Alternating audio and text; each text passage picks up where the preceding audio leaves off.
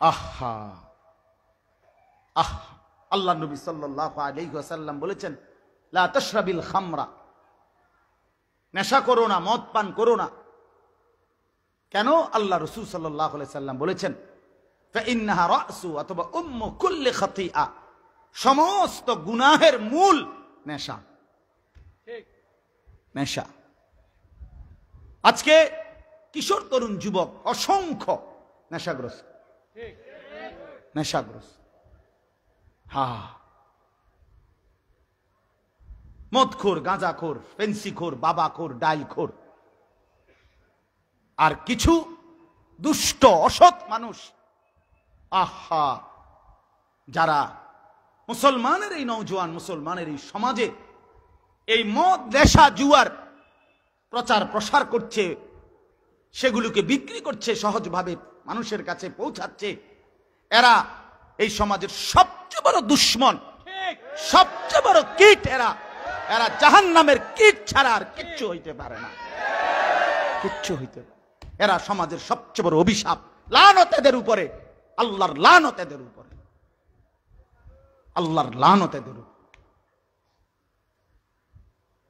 রাসূলুল্লাহ সাল্লাল্লাহু আলাইহি সাল্লাম বলছে, যে নেশাগ্রস্ত হয়, এই নওজোয়ান শোনো মিয়া, নবী বলছে, মান শারিবাল খামরা, যে নেশা করে, মদ খায়, নেশা করে, তার সবচেয়ে বড় প্রধান দুইটা ক্ষতি হয়। এক, তারাকাস সালাহ, সে আল্লাহর ইবাদত নামাজ তো টোটাল ছেড়ে দেয়। আর সবচেয়ে জঘন্য হলো, এটা বলতেও শরীর কাঁপ দিয়া ওঠে, ওয়া ওয়াকা আলা আম্মাতিহি ওয়া খালাতিহি, নবীজি বলেন, সে তার আপনজন, চাচি, মামি, ফুফি, খালা, চাচাতো বোন, মামাতো বোন, ফুফাতো বোন, খালাতো বোন, এমন আত্মীয়, নিকটাত্মীয় নারীদের সাথে জিনা এবং ব্যভিচার করতে উদ্যত হয়। এজন্য প্রত্যেক মদখোর জিনাখোর, প্রত্যেক মদখোর ব্যভিচারী। যেখানেই মদ সেখানেই নারী, যেখানে নারীর আড্ডা সেখানে মদেরও আড্ডা। বুঝেন নাই কথাটা? নারী এবং মদ কাগজের এই পিঠ ওপিঠ। মদের আড্ডা জমে না নারী ছাড়া, নারীর আড্ডা জমে না মদ ছাড়া। আস্তাগফিরুল্লাহ, আস্তাগফিরুল্লাহ। আজকে অনেক ছেলে দেখলাম, এজন্য বললাম ভাইয়া, নিজের উপরে কদর করো বাপ। তো এইখানে আল্লাহ তাআলা বলেন, সাআলা সাইলুম বিআযাবিন ওয়াকি', নবী আমি শুনতেছি এই বেঈমান নিশ্চিত আযাব চাচ্ছে। লিল কাফিরিনা লাইসা লাহু দাফি', তারে বলে দেন বেঈমানের জন্য, নাফরমানের জন্য আযাব আসবেই, আর তখন প্রতিহতকারী কেউ থাকবে না। থাকবে কেউ? মিনাল্লাহি দিল মাআরিজ। আল্লাহ এবার বলেন, বন্ধু বলে দেন, তুমি কি আন্দাজ করেছো বেঈমান আযাবটা আসবে কার কাছ থেকে? কার আযাব নিয়ে তামাশা করো? কার কাছ থেকে আযাব চাচ্ছ? তুমি কি মনে করেছো? আল্লাহ বলেন মিনাল্লাহি দিল মাআরিজ, সুউচ্চ মর্তবার অধিকারী, সুউচ্চ সুমহান মর্যাদার অধিকারী, সবচেয়ে বড় মর্যাদা ক্ষমতার অধিকারী মহান আল্লাহর পক্ষ থেকে আযাব। অর্থাৎ এত বড় মহান মালিক, এত বড় মহান মর্যাদার অধিকারী আল্লাহ, তুমি তো তার কাছ থেকে আযাবের কথা চাচ্ছ। তারুজুল মালাইকাতু ওয়ার রূহু ইলাইহি, আল্লাহ বলেন এমন বড় মহান আল্লাহর আযাব চাচ্ছ, যেই আল্লাহর সামনে প্রতিনিয়ত কোটি কোটি ফেরেশতা, এমনকি জিবরাইল, সবাই আসা যাওয়া করে, আল্লাহর হুকুম পালন করে। এত লক্ষ কোটি কোটি ফেরেশতা, এমনকি জিবরাইল, যার হাতে এত বড় মহান ক্ষমতাধর আল্লাহর কাছ থেকে কোন সাহসে আযাব চাচ্ছ? কার লগে টক্করটা লাগাইতেছ?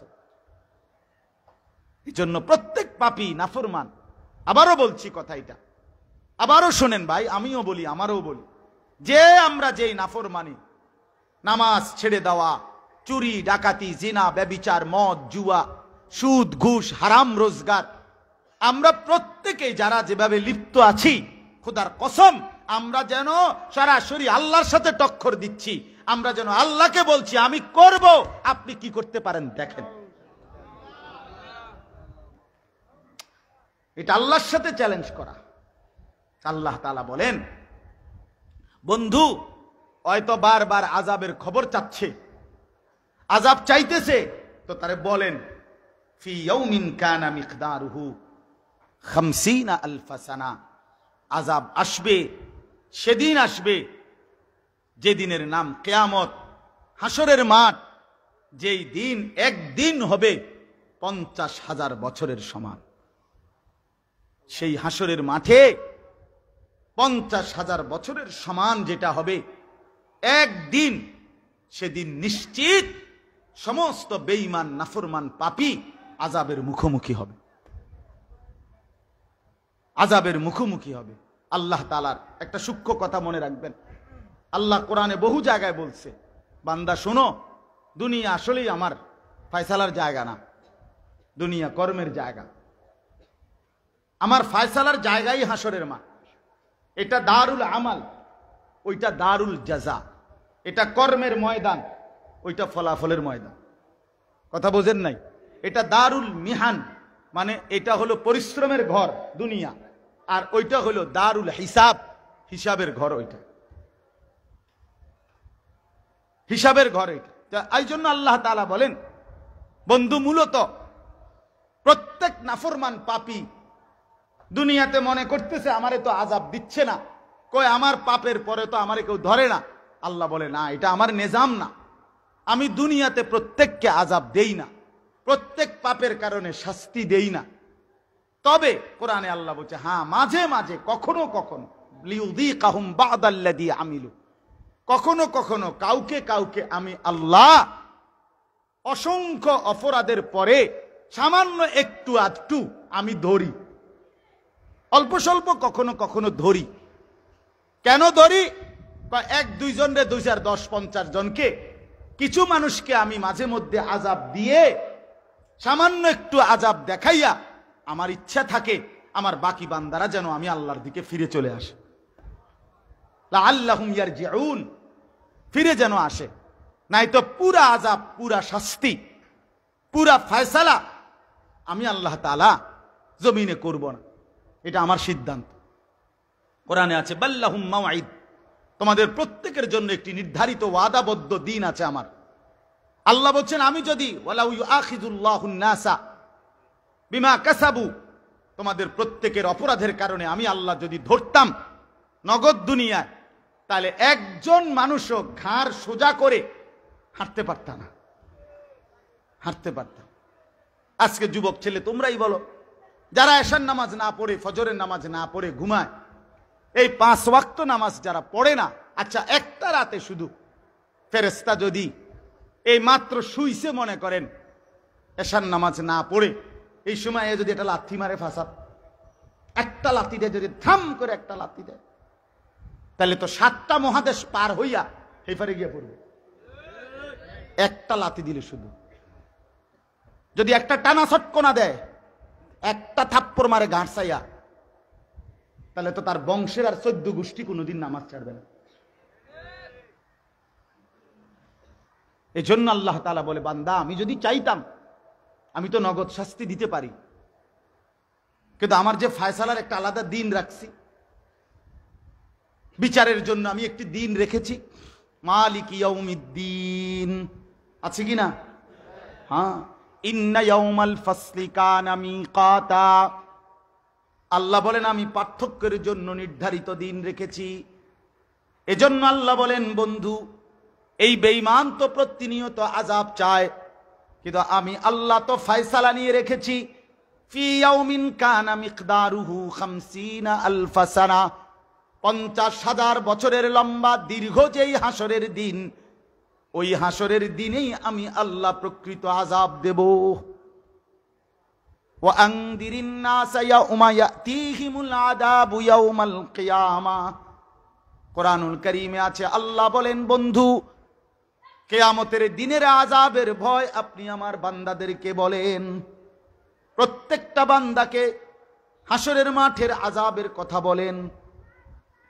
কোরআনুল কারীমে আছে, আল্লাহ বলেন ওয়াজিআ ইয়াউমাইদিন বিজাহান্নাম, আল্লাহ বলেন হাসরের ময়দানে সমস্ত কোটি কোটি বান্দা যখন দাঁড়াবে, ফেরেশতারা তখন জাহান্নামটাকে টেনে হাসরের ময়দানে সমস্ত মানুষের সামনে এনে দাঁড় করাবে। সবাই দেখবে জাহান্নামকে এনে যখন রাখবে ফেরেশতারা, আল্লাহর নবী বলেন জাহান্নাম একটা বিকট চিৎকার করবে। একটা চিৎকারেই পুরা হাসরের ময়দানে যারা দাঁড়িয়ে, ইয়াউমা ইদিন ইয়াতাযাক্কারুল ইনসান, প্রতিটা মানুষ তার দুনিয়ার জীবনের সব কিছু মনে পড়বে। ওয়া আন্না লাহুদ যিকরা, আল্লাহ বলেন কিন্তু সেদিন মনে পড়ে কি লাভ হবে। এজন্য বন্ধু আমার, ফি ইয়াউমিন কানা মিকদারুহু 50,000 সানা, 50,000 বছরের দৈর্ঘ্য লম্বা সেই দিনের আযাবের কথা বলেন। যে বেঈমান এমন আযাব চেয়েও না, আল্লাহর আযাব আসবেই আসবে, আসবেই আসবে। এজন্য মুসলমান বাপ আমার, আমি আপনি প্রত্যেকেই এটা ভাবা উচিত। রব্বুল আলামিন বলছে বান্দা আমি দুনিয়া ছেড়ে দিলাম, ওয়াদারনি ওয়াল মুকাদ্দিবিনা উলিন নি'মাতি ওয়া মাহহিলহুম কালিলা। কোরআনে আল্লাহ বলেন অবিশ্বাসী, বেঈমান, নাফরমান, মিথ্যাবাদী, আমি তোমাদের মধ্যে সকলকেই আমি আল্লাহ সময় দিলাম। দুনিয়া তো সময় দিলাম, কিন্তু আখিরাতে আমি আল্লাহ ছেড়ে দেব না। এই জন্য আল্লাহ তাআলা বললেন যে বন্ধু এই বেঈমানরা আযাব চায়, আযাব চাচ্ছে আপনার কাছে, আপনি বলে দেন আযাব নিশ্চিত আসবে। তাহলে এবার আপনারাও বলেন আযাব আসবে কিনা, আল্লাহর আযাব হবে কিনা? হবে, আল্লাহর আযাব হবে। আল্লাহ তাআলা বলছেন ফাসবির সাবরান জামিলা। অতএব নবী আপনি দাওয়াত দিতে থাকেন আর ধৈর্য ধারণ করেন।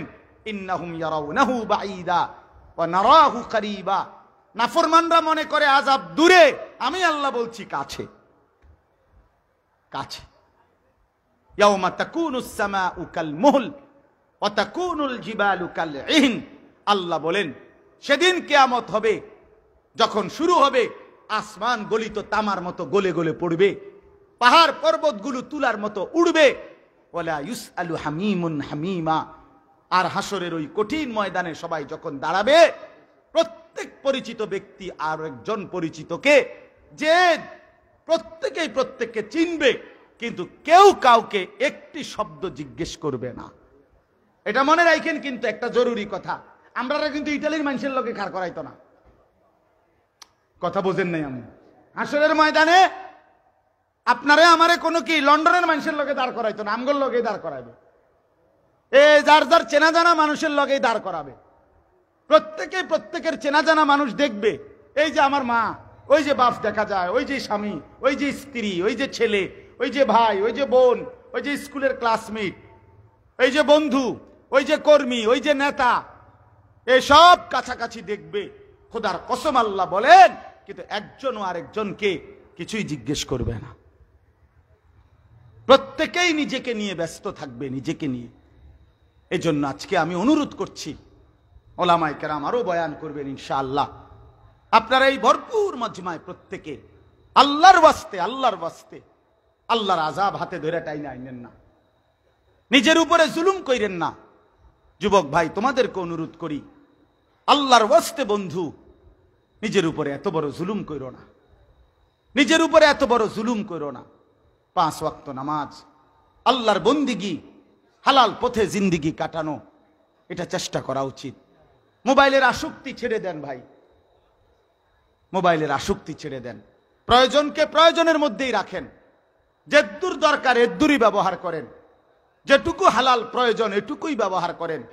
সারা দিন রাত মোবাইলের এই আসক্তি বন্ধু আমার শেষ পর্যন্ত জাহান্নামে ফেলে, আগুনের মধ্যে ফেলে তোমারে থামবে। এই অব্যাহত নারী, জেনা, ব্যভিচারের দৃশ্য, দিন রাত মোবাইলের এই অশ্লীল ছবি, খোদার কসম এই ঠেলতে ঠেলতে তোমার একদিন জাহান্নামে ফেলবে, জাহান্নামে ফেলবে। আল্লাহ বলছে আমার অবাধ্যতার পথে চললে আমি তাকে উল্টা পথেই চালাই, ওয়া নুসলিহি জাহান্নাম, একদিন জাহান্নামে ফেলে দেই। এই জন্য দয়া করে আমরা প্রত্যেকেই এখানে এই বেঈমান, এই কাফের আল্লাহর কাছে আযাব চাচ্ছে। তা আমরা যেন এমন না হই, প্রতিনিয়ত নামাজ, রোজা, বন্দিগি, হালাল হারাম ছেড়ে দিয়ে আমরা যদি এমন মনে হয় যে কিছুই মনে করলাম না আল্লাহকে, অফো, এ কেমন কথা? আমার ভাই, কার নামাজ ছেড়ে দিলেন? কার ইবাদত ছেড়ে দিলেন? এত বড় মহান আল্লাহকে প্রত্যাখ্যান করা এত বড় কলজা হইল কেমনে? ওমা কাদারুল্লাহ হাক্কা কাদরি। আল্লাহ বলে, বান্দা তোমরা তো আমার ক্ষমতা আন্দাজই করতে পারো নাই। আল্লাহ বলছে, ফাবি আইয়ি হাদিসিম বাদাহু ইউমিনুন। বান্দা, আমার কোরআন, আমার রাসূলের সুন্নাহ, আমার কথাগুলো আমি বললাম, এর পরে আর কি বললে বিশ্বাস করতাম? আল্লাহ জিজ্ঞেস করছে যে, এই বান্দা, আমার কোরআন, আমার কালাম, এইটা বলার পরও তোমার কলজাটা নড়লো না? তুমি আমার সেজদা দাও না, হালাল পথে চলো না, গুনাহ ছাড়বার মতো মানসিকতা নাই, তাহলে আর কি বললে, কেমনে বললে বিশ্বাস করতা? বলেন ভাই, ছেলেরা বলো ভাই, দয়া করে। এই জন্য আজকে এটাই অনুরোধ করছি, আমরা সবাই মিলে নামাজ পড়ব, সবাই মিলে আল্লাহর হুকুম মানে। দেখেন, অহংকার করে কোনো লাভ নাই। কোন অহংকারী ব্যক্তি, অহংকারী অথবা কোন দল অহংকারী অথবা কোন রাষ্ট্র ক্ষমতার অহংকারী কেউই, আল্লাহ তাআলা যদি রহমের চাদর, আল্লাহ তাআলা তার স্বাভাবিকতার নিরাপত্তার চাদর যদি আল্লাহ সরায় নেয়, তো কোন অহংকারী জমিনে টিকে না, কোন অহংকারী টিকে না। আল্লাহ বলছে, হাত্তা ইজা ফারিহু বিমা উতু, আমার দেওয়া দুনিয়া পেয়ে যখন কেউ অহংকার শুরু করে, আখাযনাহুম বাগতাতান, আমি হঠাৎ ধরে ফেলি, ফাইদা হুম মুবলিসুন, তখন একেবারে হতাশ হয়ে পড়ে। আল্লাহর সাথে গাদ্দারি করতে নাই, আল্লাহর হুকুমের নাফরমানি। 5 ওয়াক্ত নামাজ আল্লাহর হুকুম, হালাল উপার্জন আল্লাহর হুকুম, সুদ ছেড়ে দেওয়া আল্লাহর হুকুম, ঘুষ ছেড়ে দেওয়া আল্লাহর হুকুম, মদ জুয়া ছেড়ে দেওয়া আল্লাহর হুকুম, মা বোনরা বেপর্দা ছেড়ে দেওয়া, এটা আল্লাহর হুকুম, আল্লাহর হুকুম, আল্লাহর হুকুম। আল্লাহর হুকুমের সাথে গাদ্দারি করতে নাই, মালিকের হুকুমের সাথে নাফরমানি করতে নাই। আল্লাহ তাআলা বলেন, এইখানে আছে, ইয়াবদ্দুল মুজরিমু, হাসরের ময়দানে প্রত্যেক পাপী নাফরমান বলবে, আল্লাহ, আপনি আমার স্ত্রী, আমার ছেলে মেয়েদেরকে, আমার মা বাপকে, আমার পাড়া পড়শিকে, গোটা পৃথিবীবাসীকে প্রয়োজনে জাহান্নামে দিয়ে দেন, সুম্মা ইউনজি, তবু আমারে বাঁচায় দেন। আল্লাহ বলবেন, কাল্লা, না, কখনোই না, কখনোই না, কখনোই না বান্দা, তোমার কারণে কাউকে শাস্তি দেওয়া হবে না, তোমার শাস্তি তোমাকেই ভোগ করতে হবে, তোমার পাপের শাস্তি তোমাকেই ভোগ করতে হবে। এই জন্য আমরা যদি দয়া করে ফিকির করি, সম্ভব কারোর উপরে আল্লাহ তাআলা, কোরআনে আছে, আল্লাহ বলেন, আমি আমার একটা বান্দাকেও তার সাধ্যের অতিরিক্ত কোন ইবাদত, আমল, বন্দিগি, হুকুম চাপাই দেয়নি। মানুষ পারবে না, মানুষের শরীরে সক্ষমতা নাই, যোগ্যতা নাই, এমন কোন বিধান, খোদার কসম, ইসলামের মধ্যে নাই। কথা বোঝেন নাই? এমন কোন হুকুম নাই, এটা হতেই পারে না। আল্লাহ কোরআনে ওয়াদা করছেন, আমি মানুষকে আমাকে মানার যোগ্যতা দিয়ে সৃষ্টি করছি। কথা বুঝছেন না? এটা আল্লাহর হুকুম। এই জন্য বিশেষ করে আজকে অনুরোধ করি, অনেক যুবক ভাই 5 ওয়াক্ত নামাজ নিজের জীবনের উপরে লাজেম করেন, ফজরের নামাজ পড়েন, ফজরের নামাজ সহ 5 ওয়াক্ত নামাজ পড়লে জিন্দিগির একটা ধারাবাহিকতা হয়। প্রত্যেক মানুষ, প্রতিটা নামাজি ব্যক্তি তার জীবনের একটা সৌন্দর্য হয়, সময়ের একটা ধারাবাহিকতা হয়। সে জানে 5টা 15-তে ফজরের জামাত, কাজে আমি 5:30টায় উঠলে হইতো না। সে জানে 1টা 30-এ জোহরের জামাত, কাজে আমি আমার কাজ এইভাবেই শেষ করতে হবে। সে জানে 4:30টায় আসরের জামাত, তাহলে আমি খাবার বিশ্রাম এর মধ্যেই সারতে হবে। সে জানে মাগরিব এতটা, এশার নামাজ এতটা, তার মানে এই সময়ের সাথে মিলাইয়া আল্লাহ তাআলা নামাজকে নির্ধারণ করে আমাকে বুঝাইছেন, বান্দা, এই হিসাব করে করে তুমি যদি তোমার সময়টাকে সুন্দর করে সাজাও, নামাজের আলোকে পুরা জিন্দেগির মধ্যে শৃঙ্খলা আসবে, তোমার আখিরাতটাও সুন্দর হবে। ইমাম শাফি রাহমাতুল্লাহ আলাইহি বলছেন, আল ওয়াক্তু সাইফুন ইন লাম তাকতাহু কাতাআকা। ইমাম শাফি বলতেন যে, হে দুনিয়াবাসী, শুনো, সময় হলো তরবারির মতো, তুমি যদি সময়কে না কাটো, সে তোমাকে কাইটা ফেলবে। অর্থাৎ তুমি যদি ভাগ করে করে সময় বন্টন না করো, কাজ বন্টন না করো নিজের সময়টার মধ্যে, তাহলে সময় তোমারে কাইটা কাইটা তোমার উপর দিয়া চলে যাবে।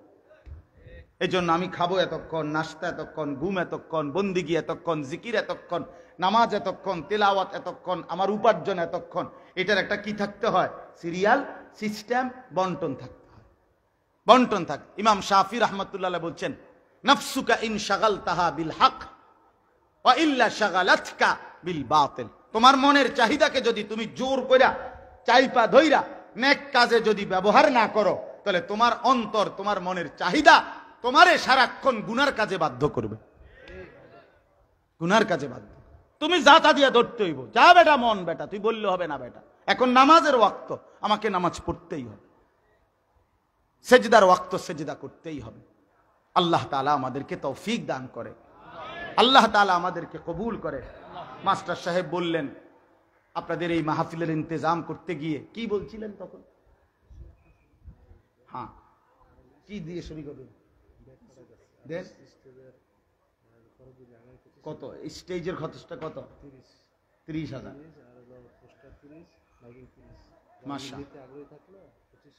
হ্যাঁ, মাশাআল্লাহ, মেহেরবানি করে 2 দিন ব্যাপী মাহফিল। আপনাদের কাছে আমারও অনুরোধ থাকলো যে আলহামদুলিল্লাহ আগামী বছরের জন্য এই মাহফিলের মাইক, পোস্টার এবং প্যান্ডেল, এগুলোর জন্য যেই খরচটা হয়, পুরা প্যান্ডেল সহ এখানে প্রায় 30,000 টাকা, মাইকিংয়ের জন্য মাইক সহ এগুলোর জন্য 30,000 টাকা মতো, প্রায় পোস্টার, হ্যান্ডবিল এগুলোর জন্য ব্যানার, এখানে প্রায় 30,000 টাকা। মেহেরবানি করে আপনারা দিল থেকে যদি নিয়ত করেন, হুজুর আসতেছেন, আসতে আসতেই আপনারা মেহেরবানি করে অন্তর থেকে, অনেক সাথী, অনেক বাবা, অনেক ভাই বসছেন, মেহেরবানি করে আপনাদের কাছে এমনিতেও মাহফিল